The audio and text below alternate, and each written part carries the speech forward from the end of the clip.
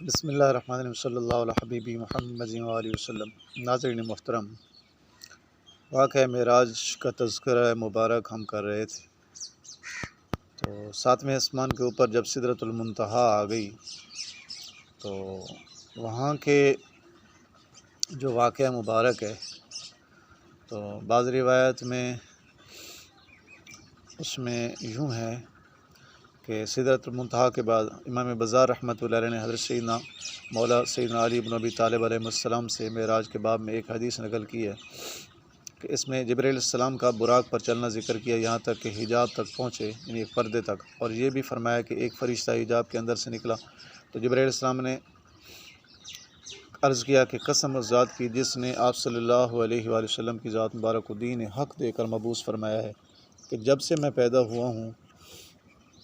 میں نے اس فرشتہ کو نہیں دیکھا، اور حالانکہ میں مخلوق میں رتبہ کے اعتبار سے بہت مقرب ہوں۔ اور دوسری حدیث میں ہے کہ مجھ سے جبرائیل علیہ السلام نے مفارقت یعنی جدائی اختیار کی اور تمام آوازیں مجھ سے منقطع ہو گئیں۔ امام نووی رحمۃ اللہ نے شرح مسلم کے اندر روایت فرمایا، اور ابو الحسن ابن غالب رحمۃ اللہ ابو الربیع ابن صبا کی طرف شفاء الصدور میں حدیث حضرت عبداللہ بن عباس رضی اللہ عنہما سے منسوب کیا ہے کہ رسول اللہ صلی اللہ علیہ وآلہ وسلم نے فرمایا کہ میرے پاس جبرائیل آئے اور میرے رب کی طرف چلنے میں میرے ہم سفر رہے یہاں تک کہ ایک مقام تک پہنچے، پھر ٹھہر گئے۔ میں نے کہا اے جبرائیل، کیا ایسے مقام میں کوئی دوست اپنے دوست کو چھوڑتا ہے؟ انہوں نے عرض کیا کہ اگر میں اس مقام سے بڑھوں تو نور سے جل جاؤں۔ شیخ سعدی رحمۃ اللہ نے اسی کا ترجمہ کیا ہے۔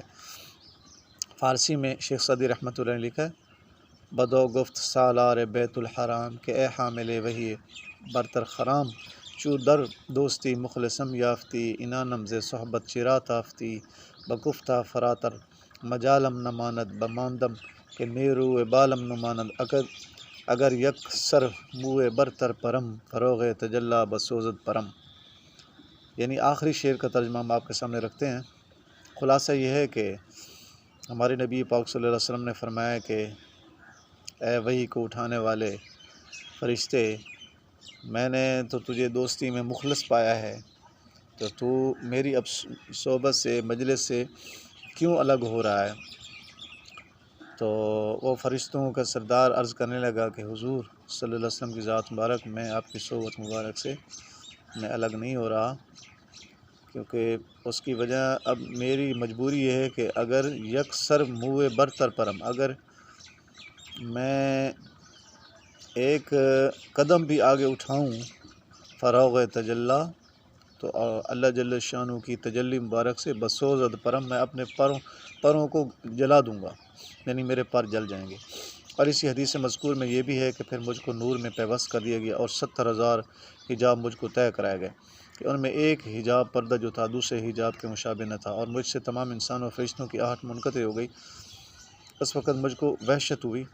تو اس وقت مجھ کو ایک پکارنے والے نے ابو بکر رضی اللہ عنہ کے لہجہ میں پکارا کہ ٹھہر جائیے، آپ کا رب صلاۃ میں مشغول ہے۔ اور اس میں یہ بھی ہے کہ میں نے عرض کیا کہ مجھ کو ان دو امر سے تعجب ہوا، ایک تو یہ کہ کیا ابو بکر رضی اللہ عنہ مجھ سے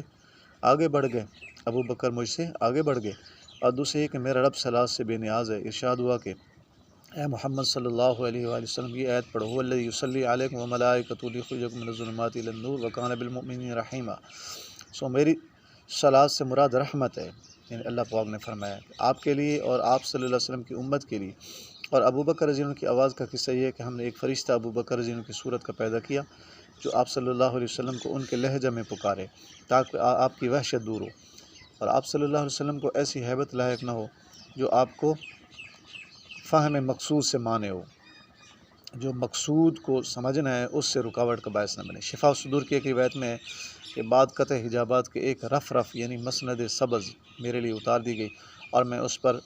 بٹھایا گیا، پھر مجھ کو اوپر اٹھایا گیا، سبحان اللہ، یہاں تک کہ میں عرش معلیٰ تک پہنچا تو میں نے ایسا امر عظیم دیکھا کہ زبان اس کو بیان نہیں کر سکتی۔ مواہب میں ابن غالب رحمۃ اللہ کے حوالے سے ان روایات کو شفاء الصدور سے نقل کر کے کہا ہے کہ والعہدۃ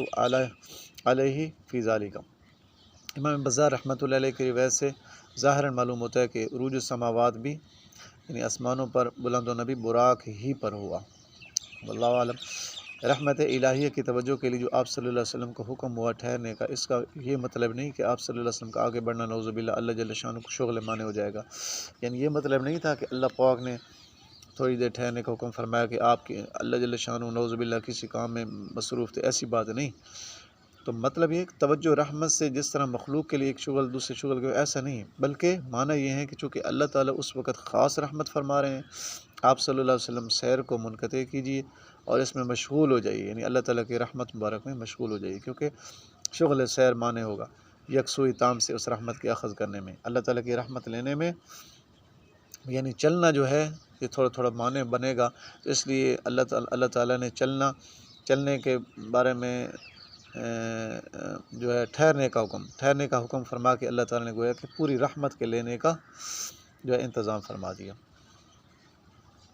پھر جو ہے کہ اگلا واقعہ ہے کہ حق تعالیٰ کی رؤیت اور کلام کے بارے میں ہمیں ترمذی رحمۃ اللہ علیہ نقل فرمایا، حضرت عبداللہ بن عباس رضی اللہ تعالیٰ عنہ سے روایت کیا کہ حضرت محمد صلی اللہ علیہ وسلم نے اپنے رب تعالیٰ کو دیکھا ہے، یعنی ہمارے نبی پاک صلی اللہ علیہ وسلم کی ذات مبارک نے اللہ جل شانہ کو دیکھا ہے، یہ ہمارے نبی پاک صلی اللہ علیہ وسلم کی شان مبارک ہے۔ اور حضرت موسیٰ علیہ السلام تو تھوڑی سی تجلی بھی برداشت نہ کر سکے، فخر موسیٰ صاعقہ قرآن پاک میں ہے کہ حضرت موسیٰ علیہ السلام جو ہے وہ گر پڑے، تجلی برداشت نہ کر سکے، لیکن ہمارے نبی پاک صلی اللہ علیہ وسلم کی شان مبارک ہے کہ اللہ جل شانہ کی سامنے بیٹھ کے زیارت کی ہے۔ اور پھر جو ہے واقعہ یہ ہوا کہ واپسی کا اللہ تعالیٰ سے ملاقات ہو گئی، تو بخاری میں ہے کہ پھر بعض سیر بیت المعمور پیش ہونے کے، تو اب یہ ہے کہ پھر مجھ پر ہر رات واپسی میں، یعنی اللہ تعالیٰ نے جو تحفہ عطا فرمایا، تو ہر رات دن 50 نمازیں فرض ہوئیں۔ پھر میں واپس ہوا اور آپ صلی اللہ علیہ وسلم فرماتے ہیں کہ میں واپس ہوا اور حضرت موسیٰ علیہ السلام پر گزر ہوا، تو انہوں نے پوچھا کہ آپ صلی اللہ علیہ وسلم کو کیا حکم ہوا؟ تو میں نے فرمایا کہ 50 نمازوں کا رات دن میں حکم ہوا۔ انہوں نے فرمایا کہ آپ صلی اللہ علیہ وسلم کی امت سے 50 نمازیں ہرگز رات دن میں نہ پڑھی جائیں گی۔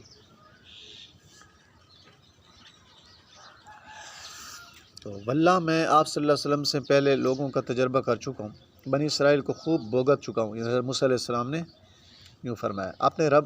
کے پاس یعنی اس مقام کو جہاں یہ حکم ہوا ہے واپس جائیے اور اپنی امت کے لیے تخفیف کی درخواست کیجیے، یعنی نمازوں کے کم کرنے۔ میں واپس گیا، ہمارے نبی پاک صلی اللہ علیہ وسلم فرماتے ہیں، سو اللہ تعالیٰ نے 10 نمازیں کم کر دی۔ پھر میں حضرت موسیٰ علیہ السلام کے پاس آیا، انہوں نے پھر اسی طرح کہا، میں پھر لوٹا، سو 10 اور کم کر دی۔ پھر موسیٰ علیہ السلام کے پاس آیا، انہوں نے پھر اسی طرح کہا، میں پھر لوٹا، تو 10 اور کم کر دی۔ پھر موسیٰ علیہ السلام کے پاس آیا، انہوں نے پھر اسی طرح کہا، تو میں پھر لوٹا، تو مجھ کو ہر روز میں 10 نمازوں کا حکم ہوا۔ پھر میں موسیٰ علیہ السلام کے پاس آیا، انہوں نے پھر اسی طرح کہا کہ میں پھر لوٹا، تو ہر روز میں 5 نمازوں کا حکم رہ گیا۔ موسیٰ علیہ السلام نے کہا کہ آپ کی امت یعنی سب امت ہر دن میں، تمام امت مراد ہے، ہر دن میں 5 نمازیں بھی نہ پڑھ سکیں گی، اور میں آپ صلی اللہ علیہ وسلم کے قبل لوگوں کا تجربہ کر چکا ہوں، بنی اسرائیل کو بھگت چکا ہوں۔ پھر اپنے رب کے پاس جائیے اور اپنے لیے اور تخفیف مانگیے۔ آپ صلی اللہ علیہ وسلم نے فرمایا، میں نے اپنے رب سے بہت درخواست کی، یہاں تک کہ میں شرما گیا، تو پھر بھی عرض کرنا ممکن تو تھا، لیکن آپ فرماتے ہیں میں شرما گیا،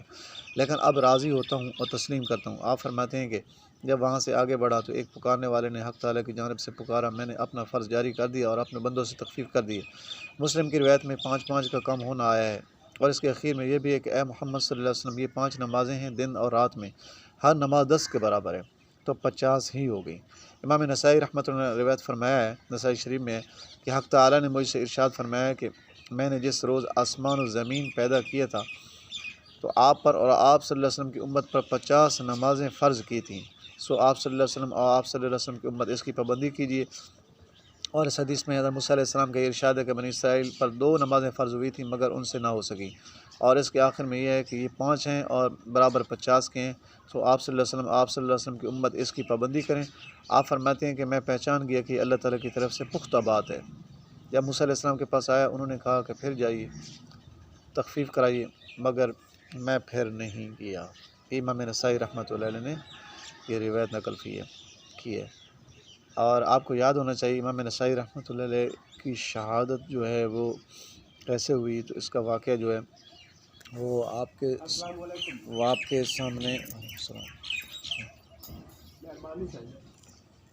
سامنے رکھتے ہیں۔ امام نسائی رحمۃ اللہ علیہ نے ان کی شہادت کا واقعہ اس طرح ہوا کہ ایک دفعہ امام نسائی رحمۃ اللہ علیہ نے حضرت مولا سیدنا علی بن ابی طالب علیہ السلام کی شان اور فضائل بیان کی، تو آپ خطبہ ارشاد فرما رہے تھے تو لوگوں نے کہا کہ آپ جو ہے امیر معاویہ کی بھی شان بیان کریں، تو آپ نے فرمایا کہ معاویہ کی شان میں کیا بیان کروں کہ معاویہ کی ساری زندگی کی نیکی ہیں، اگر یہ غلطی ان سے دھو دی جائے کہ اس نے اپنے بعد جو ہے یزید کی تقرری کر دی، یہ غلطی ہی صرف دھو دی جائے تو غنیمت ہے، اور کوئی فضائل کہیں نہیں ہے، میرے معاویہ کے کوئی فضائل کہیں نہیں ہے۔ جب امام نسائی رحمۃ اللہ نے یوں جو ہے یہ حق گوئی کی تو مجمع ٹوٹ پڑا، اور انہوں نے مار مار کے جو ہے جسم نعوذ باللہ کاٹ کے جو ہے شہید کر دیا امام نسائی رحمۃ اللہ علیہ کو۔ تو یہ امام نسائی رحمۃ اللہ علیہ کی روایت آپ کے سامنے ابھی